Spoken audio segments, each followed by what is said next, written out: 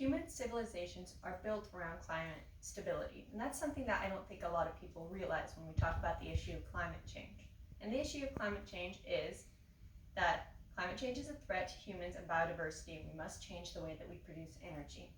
And lots of times when people talk about climate change, I've heard people say that climate's always changed. There's not a reason to worry. This is all political. It's just something that, the elites bring up to really worry everybody and to get into their pockets. But that's not the case. And an important information regarding this is that for the Earth's history, climate, yes, it's gone up and down, but there's been predictability surrounding this. When you measure ice core and sediment samples, you can see that there's somewhat of a predictability to this. The problem is that basically it's where it starts becoming unpredictable. And right now, according to EPJ, Web of Conferences 2020, the concern is over the rate of change. And right now we're in this really weird spot, about this 9,000 year window, where we've experienced really normal climate. And this has also been the window in which human civilizations have grown and risen. So that's something to think about, that within this window that has been completely unique in Earth's history, that's where we have flourished. So what happens if that goes away? I don't think a lot of people really realize the implications of that, but today we're going to go into it. So we're going to look at the problems, the causes, and the solutions. And for our problems, we'll start with Revista Magroneses Forzadas, June 2020. So in Southeast Asia, people are becoming displaced because the sea levels are rising and it's contaminating drinking water and it's making it harder to farm. So when climate change happens, sea levels will rise because the climate's getting hotter, which is melting the ice and it's making the sea levels go up. So this is more of an example, really, from this small example in Southeast Asia, what can happen to the entire world. Because really, most human civilizations are built along the coast. So when you have these areas where the sea levels rise, what happens to millions and millions of people? In Southeast Asia, it's that people are becoming displaced.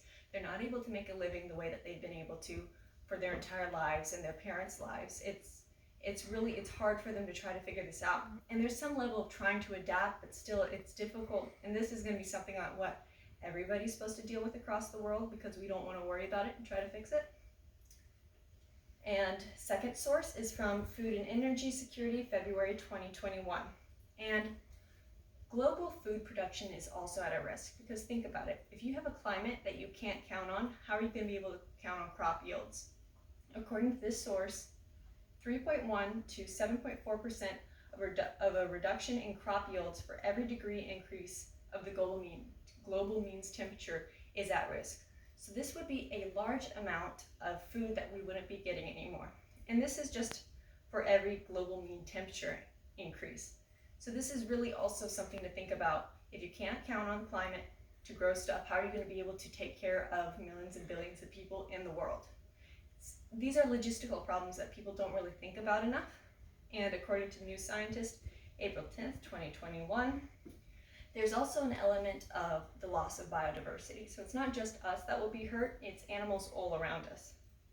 And according to this source, global warming of 5 degrees Celsius would result in half of 80,000 species not being able to live by the 2080s. So that's within our lifetime, that so many species would just not be able to survive anymore. This includes species from areas like the Galapagos and the Amazon. So really, those are areas that have lots of species there and are known on our planet for having just a huge variety of species. And we might possibly just not be able to see a huge swath of these animals by the time that we're all old. So that's something also to think about. It shouldn't only be about us and how we would fare, but really, what are we doing to the planet? So this also goes into the causes. What are we doing to the planet and how did this happen? So according to New Scientist, April 24th, 2021, the rise in CO2 is a major factor to how this is happening. It disrupts the greenhouse gases and how the Earth deals with temperature, and it screws up everything, to put it eloquently. And the rise in CO2 started in the 18th century with the Industrial Revolution of the Western countries, and the mining of coal and the burning of coal. And then in the 20th century, there was a major population growth. So think about the amount of people that are going to be creating more and more energy. How do you create more energy? More coal, more CO2, and so on and so on. And within this issue as well, farming and livestock creates more CO2, methane, and nitrous gases, which those are all greenhouse gases, and it all screws with the atmosphere and what it's composed of and how it deals with heat. So another cause comes from the Humanist, March, April 2019. And really, it deals with inaction. What are the causes of inaction on this issue? One is that people don't want to have to change. And they don't want to have to change their car and go to electric. They don't want to have to change the way that they live their life. Then there's also an element of corporations and nations that produce fossil fuels. They don't want to have to figure out how to deal with this issue and get rid of this way that they make money. And so that's an issue right there, that they have financial reasons that they don't want to have to give up fossil fuel. That hurts the environment. Then we move on to solutions, which we're going to need those. We live on this planet. According to American Forest, fall 2019, forests offset right now globally 14.88% of yearly CO2 emissions. So that's a huge swath right there of just carbon being taken out of the atmosphere and changed by forest. And with large-scale planning, 40+% of carbon capture can be done as well, which if we can get even close, this is insinuating almost 50%. If we really get trees going and take care of our forests and plant to get rid of the carbon, that's a major solution right there. And that's not something you have to plug in, you just plant the trees.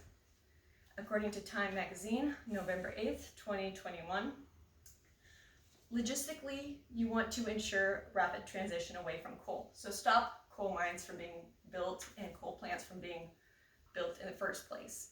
Then you want to make climate solutions profitable by emission cuts and make it a strong investment to invest in clean energy. So that's another main thing that you want to do. Then you want to finalize the Paris rulebook. So make it that carbon trading is more sealed tight. So really you want to make it so that countries don't accidentally pile up on projects to do it and then confuse the amount that they're actually cutting the carbon by. And these are the problems, causes, solutions. It's a major issue that we all have to figure out. We all live here. And I hope you've enjoyed this presentation.